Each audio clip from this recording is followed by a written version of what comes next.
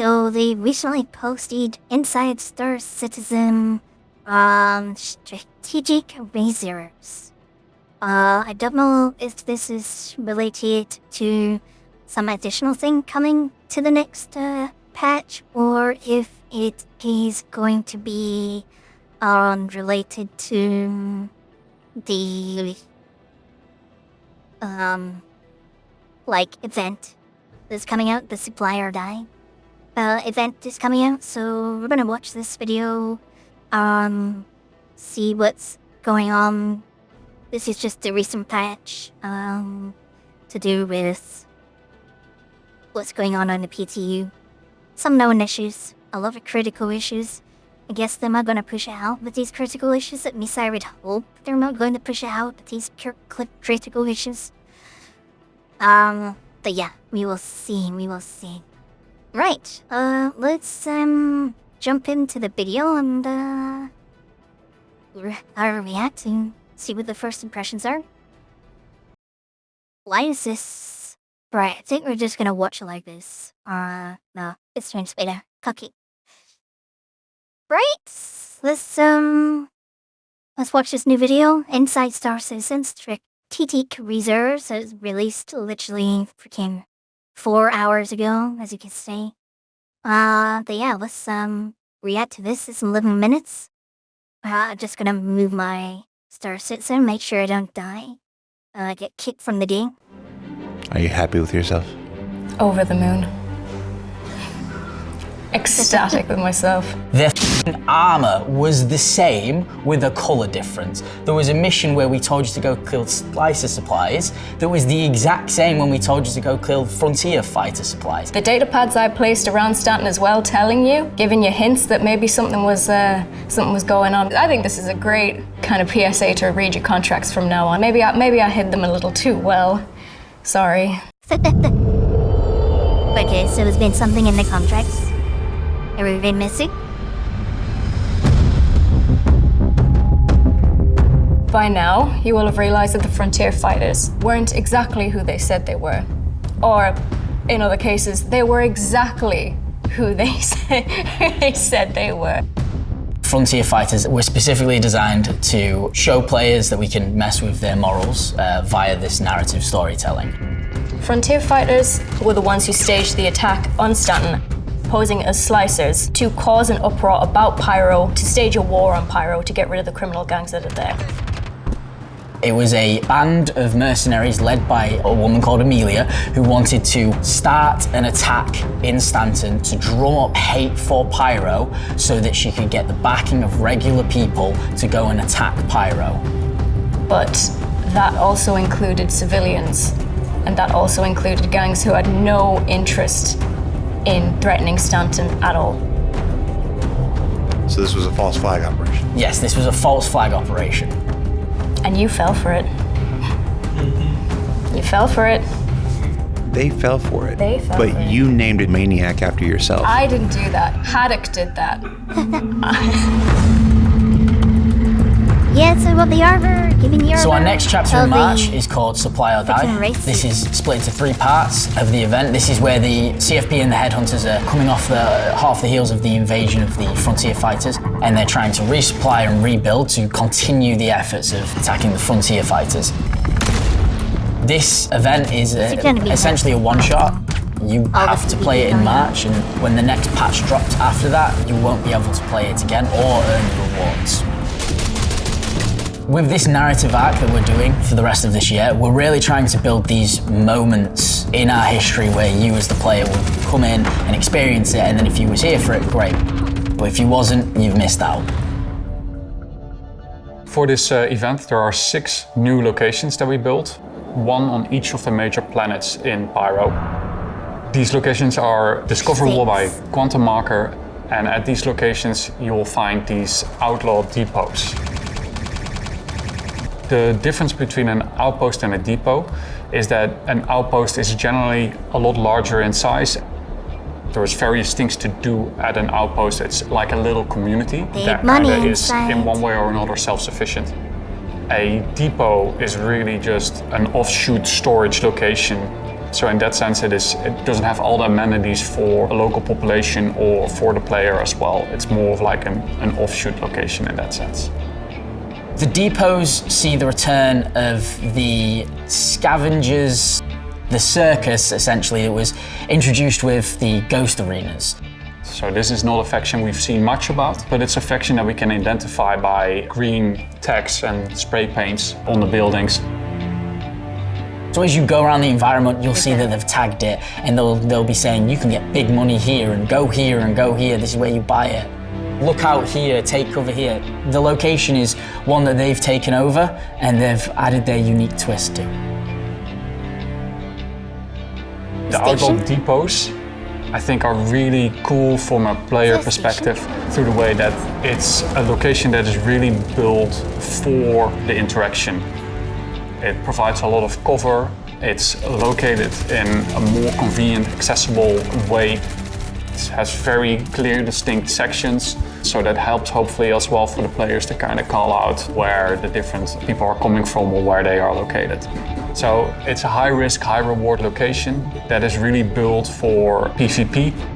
There is an initial population at the location, so if you're the first there to show up, you might be a little bit careful. If you're gonna land in the middle, might be a little bit hot, but that's the right challenge that we're trying to provide for you guys. Yeah, they got us.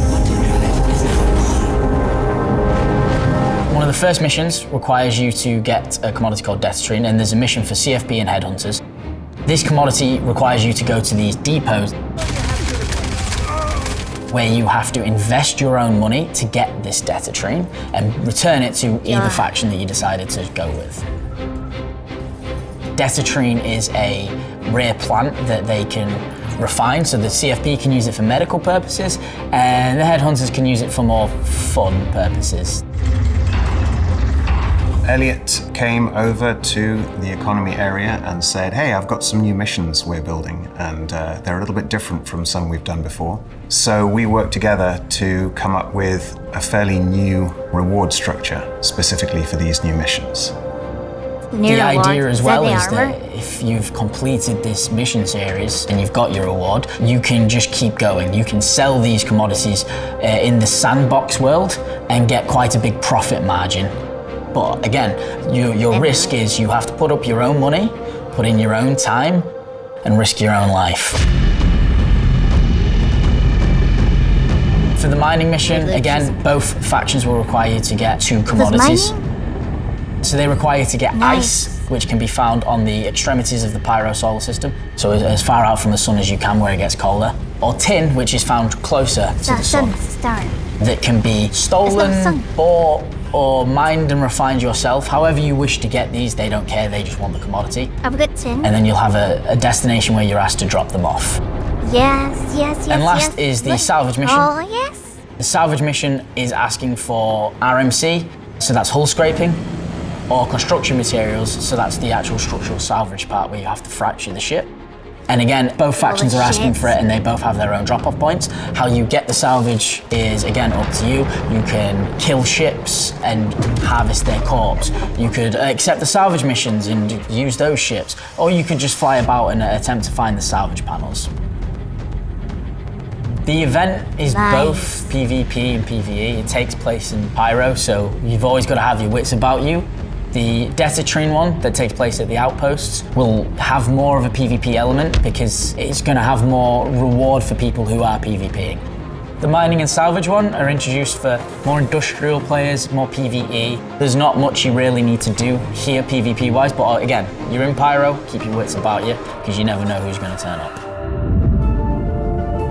Nice. It's going to be so good. The thing that's unusual about these missions is that they're designed to encourage group play.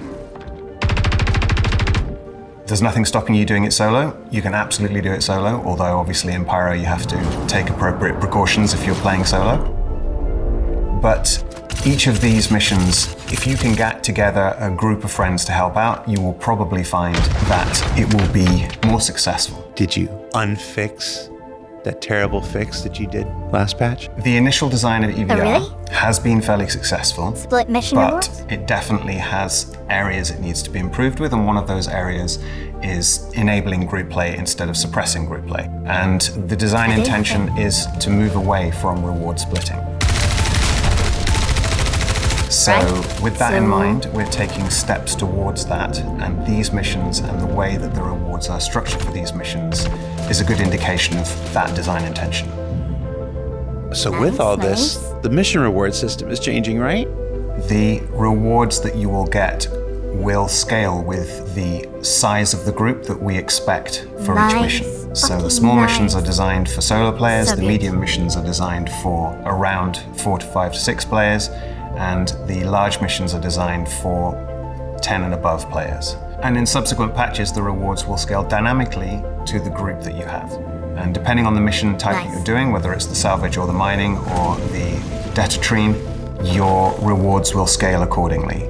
Bear in mind that for the datatrine missions, you have to put up the money to buy the commodity, and you will be rewarded enough to compensate you for what you've bought and a little bit extra.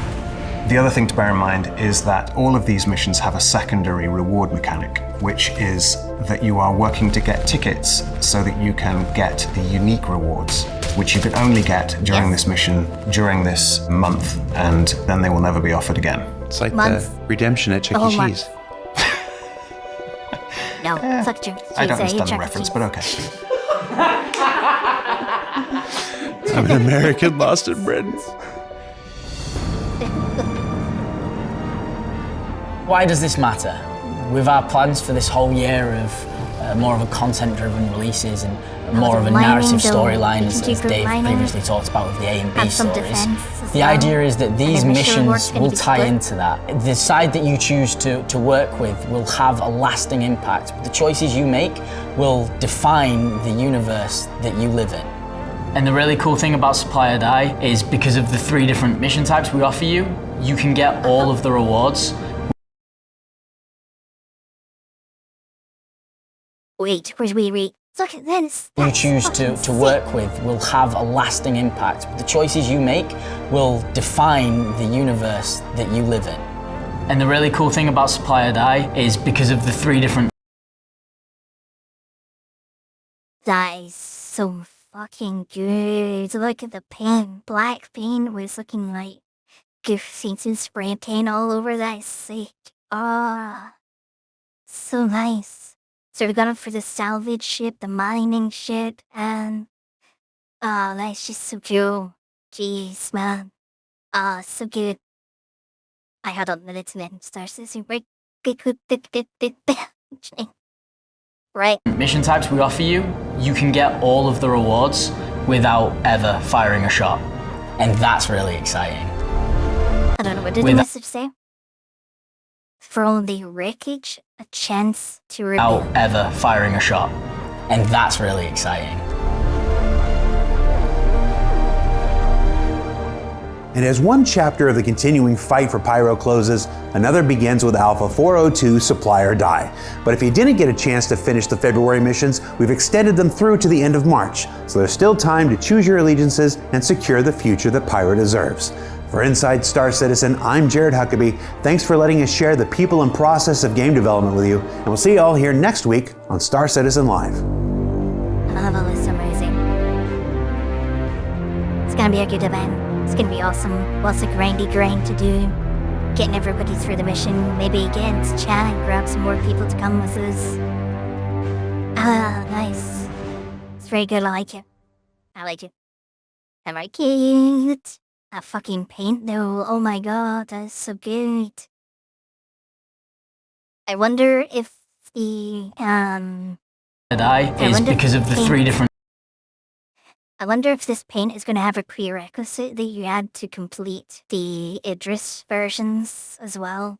I don't think so, right? Because the way this should work is that you are earning tickets to purchase things, so that shouldn't be a prerequisite that you need to have completed the earlier things. And you basically earn the tickets from completing these quests that they're giving us now. And then as a reward for however many tickets you have, you can then unlock basically this one, and then you have to earn more to unlock this one and this one. I'm pretty sure this is this is a salvager on here. And this is the mining head. Obviously, that's a Doctress or whatever. And we don't know. Maybe some of the attack ships also have similar things. But we're gonna be seriously pissed off if they look behind. I don't think so. Oh wait, these are locked behind quests, right? That is not gonna be. This should not be locked behind previous quests because all this requires is you need to earn currency. So I think we're gonna be safe on this one. Especially for all those people that didn't get to do like all the Idris ones because of all the server problems or quest problems, you know. And then we got this little thing down here. I want to buy loads of beans. Like fucking parts of the fucking quest is cool. I want this. You can fill up your iron. That'd be cool. You can make it like you can make Area 18 look like fresh. Area 18 iron look like your freaking pyro iron with all this crap. It's cool. But yeah, I'm liking the looks of this. It's gonna be interesting. I can't wait for that to come out. And you say we got it for the whole of March. So being that we have today and tomorrow, this patch is most likely gonna hit either tonight or tomorrow. So we are looking at 402 tonight or tomorrow. And then we will be moving on to all these quests. So it's gonna be freaking kick ass. And we could do mining. We could do mining and a mall.